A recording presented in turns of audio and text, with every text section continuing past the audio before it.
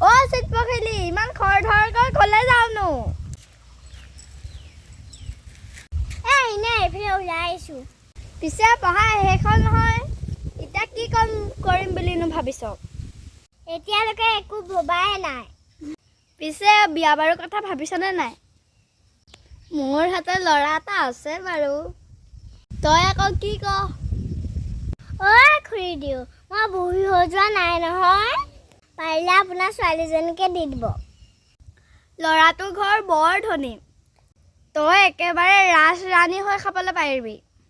খালি ল'ৰাটোৰ বয়স অকণমান হৈছে বাৰু, তই একেবাৰে আৰামত থাকিব পাৰিবি। সেইবোৰ কথা আপুনি চিন্তা কৰিব নালাগে খুৰী দিওঁ, আপুনি নিজৰ কামত মন দিয়া। আজিকালি ছোৱালীক একো ক'বই নোৱাৰি, একদম দাং খাই উঠে একেবাৰে। মই কওঁতে ভাল কথাটোৱে কৈছিলোঁ, বুজি নাপালে থাকক।